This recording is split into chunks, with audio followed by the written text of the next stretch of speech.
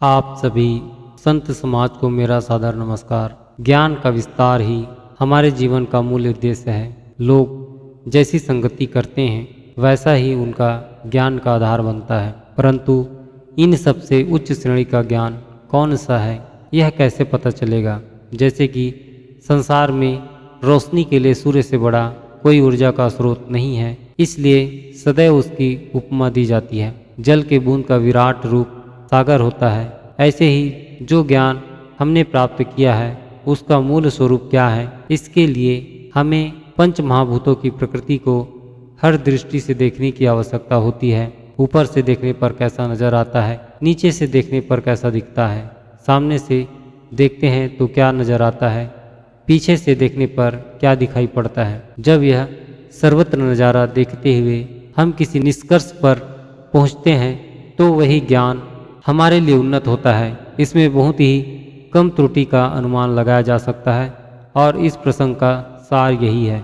जो लोग हमें ज्ञान देने के लिए तत्पर रहते हैं और हम उन्हीं की बातों को सुनते भी हैं और स्वीकार भी करते हैं, ऐसा तब होता है जब हमारे पास ज्ञान का स्तर बताने वाले की तुलना में कम होता है, और जब हमारे पास ज्ञान का स्तर बताने वाले से अधिक होता है तब हम उनकी कहे गए वाक्यों में गलतियां निकालकर समझने का प्रयास करते हैं। इसलिए दिन की उपमा सदैव अच्छे के लिए की जाती है और रात्रि की उपमा हमारे बुराइयों के लिए प्रयोग की जाती है, और यह दोनों ही प्रक्रियाएं हमारे जीवन की शुरुआत से अंत तक बनी रहती है। इसलिए अपने जीवन यापन की प्रक्रिया में कोई भी समस्या दुख उत्पन्न ना हो, इसलिए हमें पहले से सतर्क रहने की आवश्यकता होती है। अर्थात जो हमारे द्वारा कार्य किया जाता है उसके दो परिणाम सुनिश्चित होते हैं, एक ओर किसी का लाभ होगा और दूसरी ओर किसी की हानि होगी, परंतु इसका संतुलन बनाए रखना हमारा अपना निर्णय होता है कि यह कार्य करने के लिए हमारा अपना निजी स्वार्थ कितना है और अपनी निजी स्वार्थ के लिए दूसरों को कितना नुकसान पहुंचाते हैं। इसके आधार पर हमारे जीवन में सुख और दुख के हिस्सेदारी कम या अधिक होती है।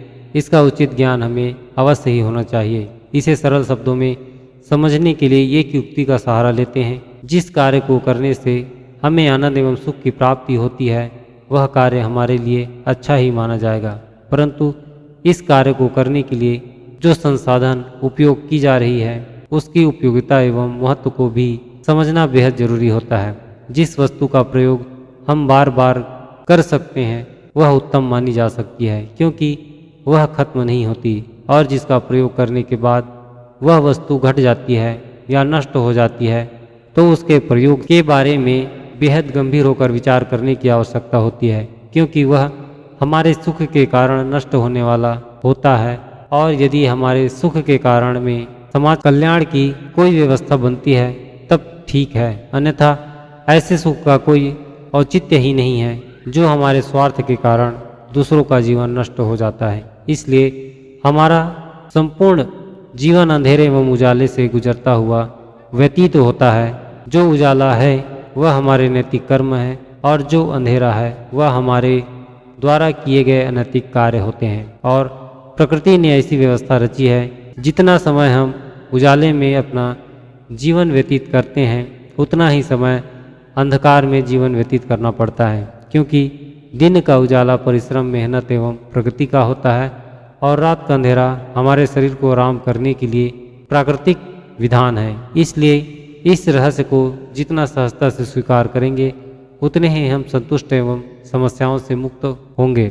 सच्चा ज्ञान वह नहीं है जो हमें काल्पनिक दुनिया में ले जाकर छोड़ दे और जिसका कोई आदि और न ही अंत समझ में आए। सच्चा ज्ञान वह है जिसे प्राप्त कर प्रत्येक प्राणी का शारीरिक एवं मानसिक विकास संभव होता है और साथ ही साथ प्रकृति के निरंतर विकास में अपनी हिस्सेदारी बनाने में सक्षम हो पाते हैं। यही ज्ञान सर्वश्रेष्ठ है। यह प्रसंग आपके बेहतर भविष्य के लिए एक मार्गदर्शक के रूप में सहायक सिद्ध होगी। आप इन्हें अपने ज्ञान एवं अनुभव के आधार पर स्वयं सकारात्मक विश्लेषण करें।